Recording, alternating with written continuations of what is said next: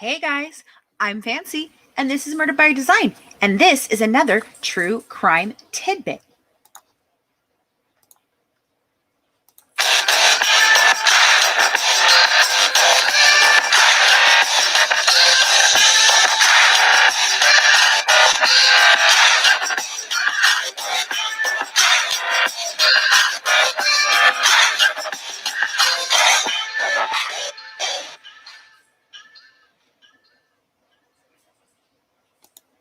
Okay, so hey guys, welcome back, and I hope that you had a wonderful Christmas. I know I did. I got to spend a lot of time with the grandson. My oldest daughter came down. We had a great time, so it was really amazing, and we had a wonderful time. So I hope you all had a great Christmas, and I hope that we all find a better 2021 than we did with 2020. So that brings me to what I'm going to talk about today, it's going to go a little.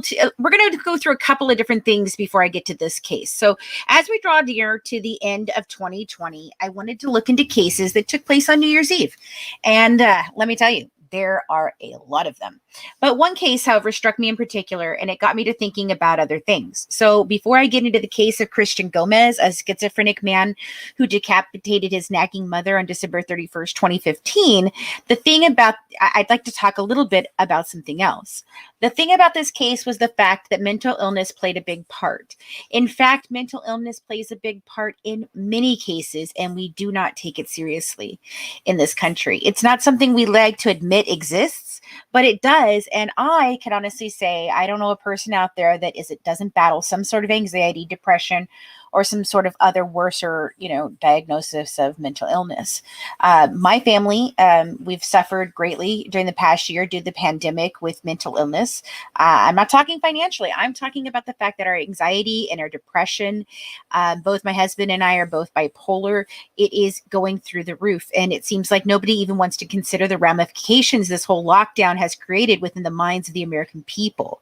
I understand we're trying to save lives. I get it. But what lives are we saving? And is it detrimental to more people in their homes being locked in? So I began looking at some facts, and I came across a story about a young man, which I told you about, 16-year-old Christian Robbins. Oh, I'm sorry, this is different.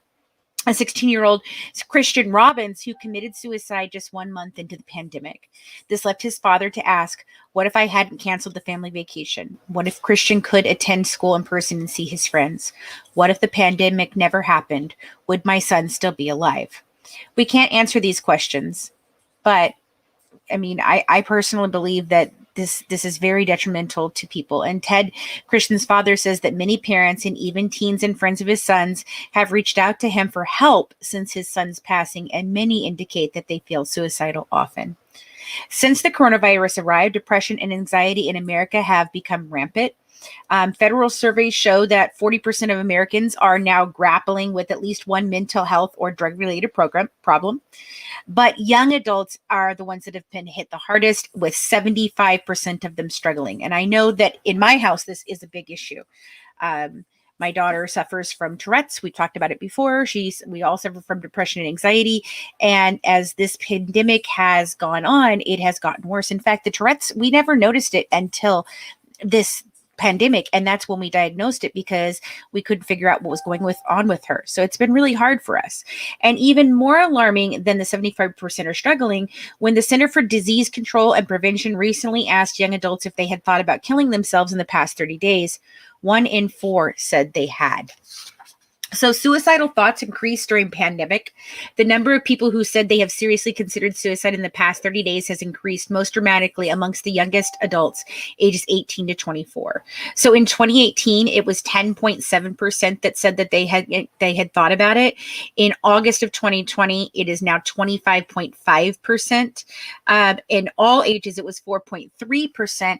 And in 2020, it is now 11%. So America's system for monitoring suicides is so broken and slow that experts won't know until roughly 2 years after the pandemic whether suicides have risen nationally or not. But coroners and medical examiners are already starting to see trouble signs. It's a real problem, folks. And what are we doing about it? What we always have is to sweep it under the rug and pretend it doesn't exist. Which brings me to the case of Christian Gomez.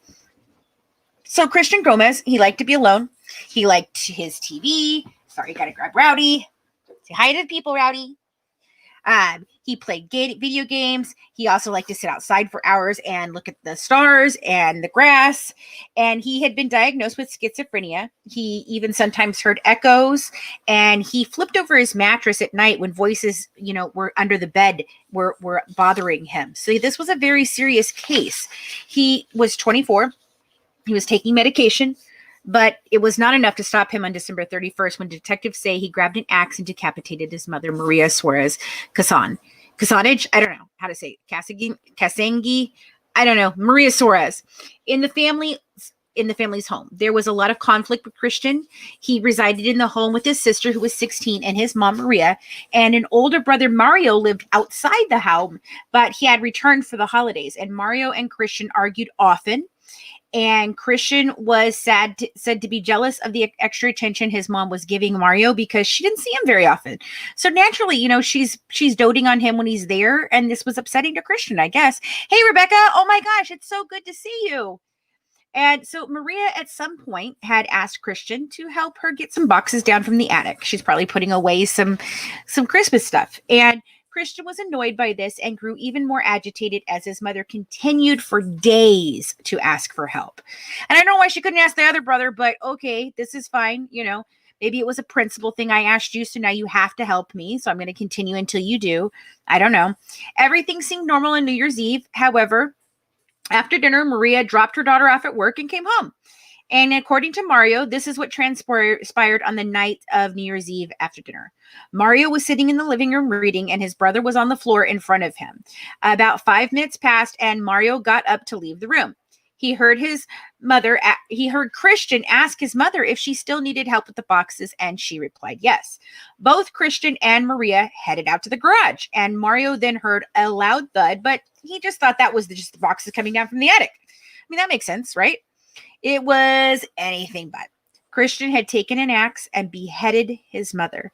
And a family friend approached the garage and noticed that Christian was acting unusual as he swiffered and swept up something red on the floor. Veronica, Maria's friend, left and called Maria. When she didn't answer, she left a voicemail, and then thinking maybe a family dispute had just happened, she went on her way. Now, about 20 minutes later, Mario realizes that neither his mother nor his brother have returned, and it's extremely quiet.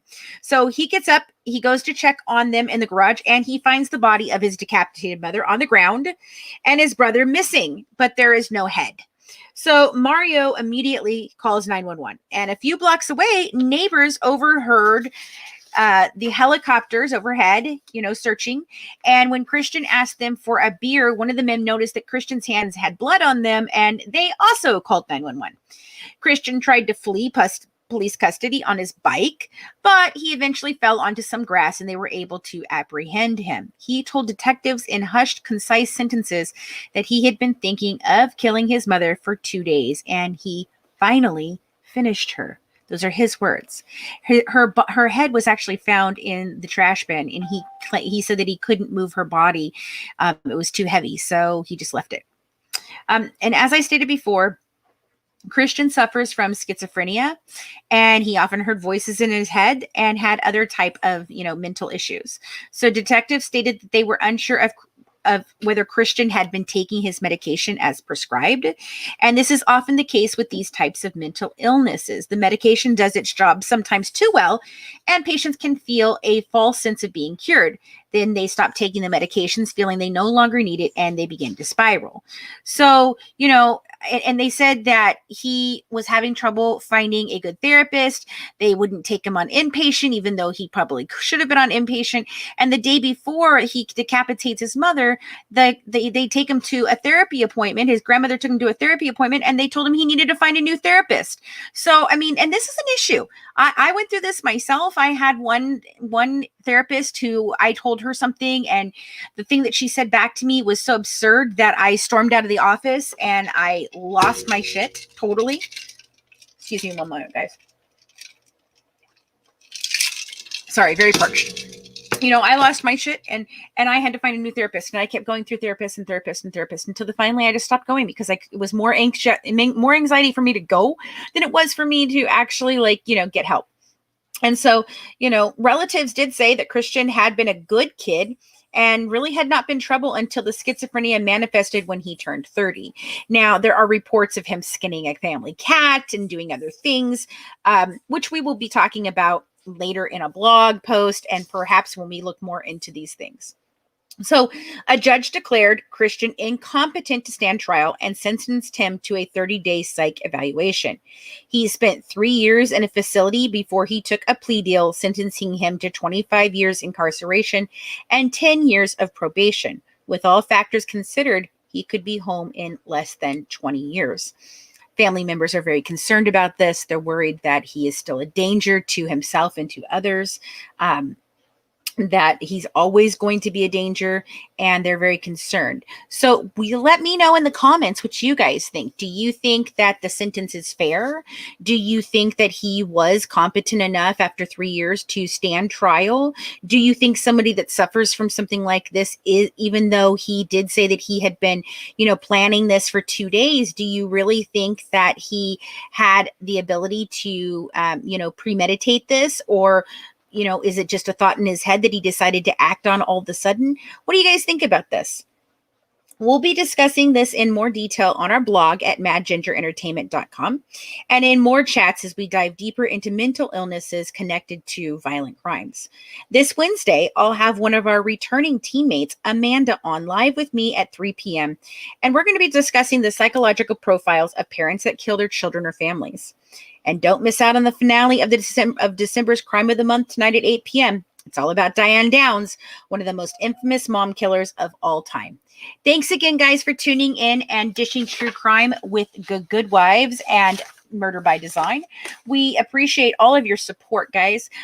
We are working on brand new merchandise that's going to be hitting our madgingerentertainment.com website.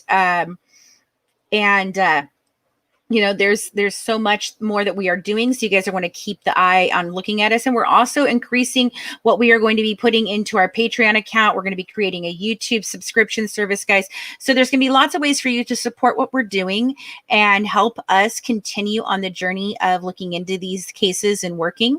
I'm also working with a couple of people. We're going to do a wine and crime in February with Cheryl Mack McCollum from the Cold Case Institute. I'm working on something with Joseph Scott Morgan and on the Delphi murders. So we've got a lot coming down the pipeway, guys. I'm so excited for 2021. I'm hoping that it's much better than 2020. I don't know. I'm just hoping. But anyway, thank you guys for tuning in and have a wonderful new year. I will see you later tonight and again on Wednesday. And yes, Tracy, I agree. I think it's very sad and I hope he does get help. I don't know. The mental health situation in the prisons is not great. So we'll see. Have a good one, guys. Bye.